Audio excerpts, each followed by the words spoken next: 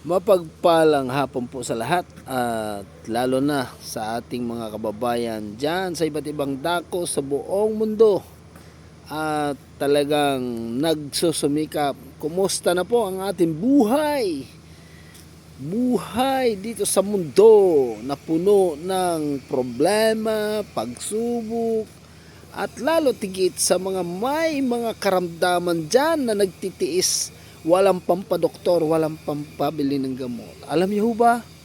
Si Jesus lang po ang tugon sa iyot sa akin.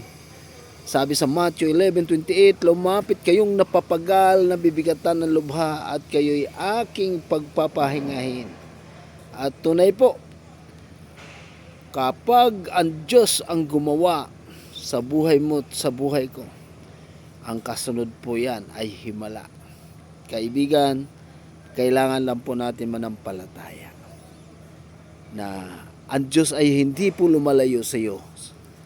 Hindi po siya nagtatangi ng tao. Magkaiba man tayo ng katayuan, ng religion, siya po ay naghihintay sa ating pagtawag o panalangin. Siya po ay naghihintay sa ating paghingi ng tulong sa Kanya. Maniwala man kayo sa hindi, siya ay mahal na mahal kanya. Sabi sa John 3:16, gaano man tayo kasama, gayon na lamang ang pag-ibig ng Diyos sa sanlibutan, pinagkalob niya ang kanyang bugtong na anak upang sino mang sumampalataya sa kanya ay hindi mapahamak bagkus magkaroon ng buhay na walang hanggan. Dalawang buhay po ang walang hanggan. Yung isa, walang hanggang buhay sa paghihirap sa impyerno. Ang isa naman, walang hanggang buhay sa langit. Na wala na roon ang karamdaman, wala na roon ang problema. Ang akala ng iba, kapag mamatay ng isang tao, tapos na.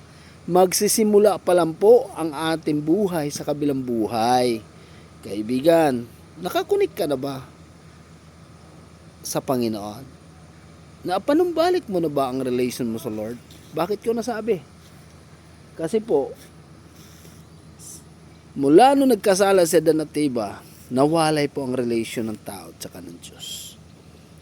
Ang kasalanan ang sang nagpapalayo sa tao. Hindi po galit ang Diyos sa tao.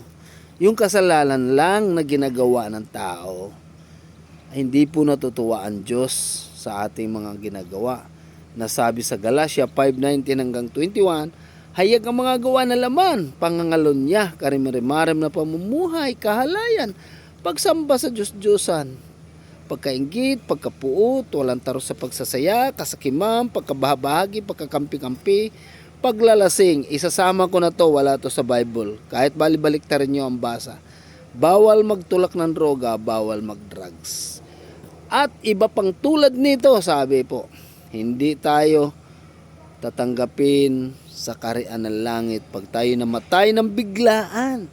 Kahit membro pa tayo ng religion, kapag hindi tayo nanampalataya na si Kristo'y pinako sa cross, namatay within 3 days at muling nabuhay, pag hindi mo siya tinanggap bilang Panginoon, sarili tagapagligtas at hindi ka nagsisisi sa iyong kasalanan. At lalo tigit po, dahil sabi po sa aklat ng 1 John 1:9, sampitin natin sa ating mga labi ang lahat ng klase ng kasalanan sa isip, salita at sa gawa, mula pagkabata until now, hayag o lihim, tapat at banal ang Diyos, handa siya magpatawad sa iyo. Bakit? Pinako na po si Kristo para bayaran ang kasalanan mo.